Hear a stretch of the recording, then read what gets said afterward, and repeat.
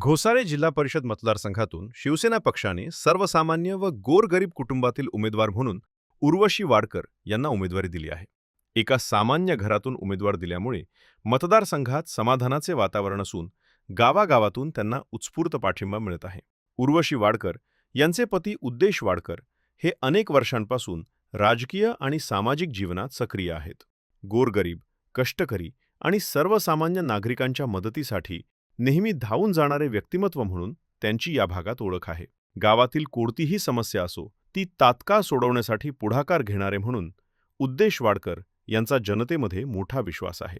दरम्यान या मतदारसंघात आमदार महेंद्र दळवी यांनी केलेल्या विकास कामांमुळेही शिवसेनेच्या बाजूने वातावरण तयार झाले आहे.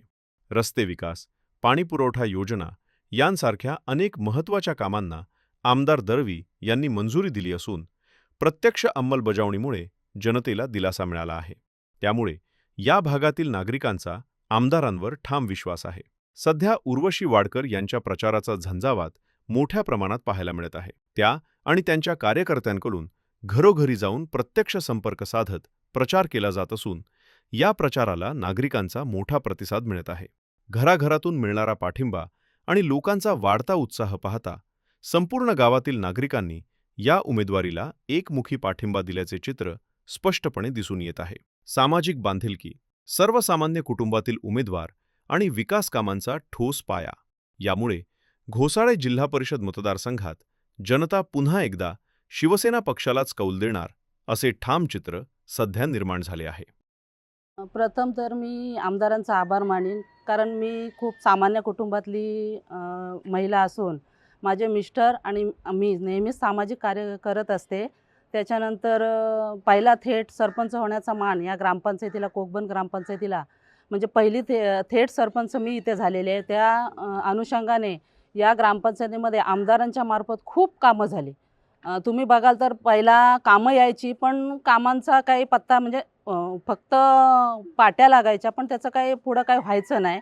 कारण काही असेल त्याच्यामध्ये कार्यकर्त्यांचा दोष असेल किंवा अजून काही असेल त्याच्यावर मी नाही बोलू इच्छित. पण आमदारांच्या माध्यमातून फक्त पाण्याचीच बघाल तुम्ही तर 5 कोटीची आज माझ्या ग्रामपंचायतमध्ये आणि पूर्ववत पाणी व्यवस्थितपणे चालू आहे, असं म्हणजे काही प्रॉब्लेम नाही आहे.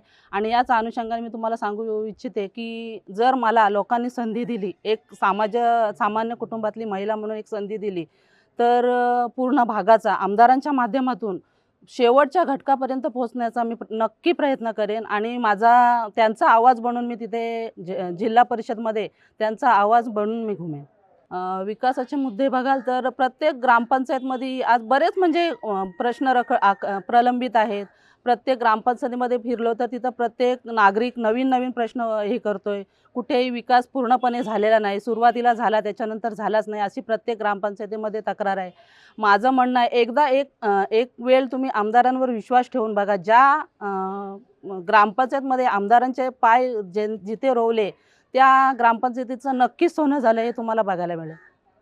80% समाजकारण आणि 20% राजकारण या तत्त्वावर चालणारे आम्ही आहोत आणि नक्कीच लोकांच्या समस्या जवळून जाणून घेण्याचा मी प्रयत्न करीन. इथे जात पात धर्मभेद कोणताही म्हणजे हे राहणार नाही आणि वाडी वस्ती असो, बौद्ध समाज असो, माझा आदिवासी समाज असो, धनगर समाज असो, कोळी समाज असो, कुठलाही समाज म्हणून कुठल्याही घटकाला मी माझ्या कार्यापासून वंचित ठेवणार नाही, एवढी नक्की ग्वाही देते.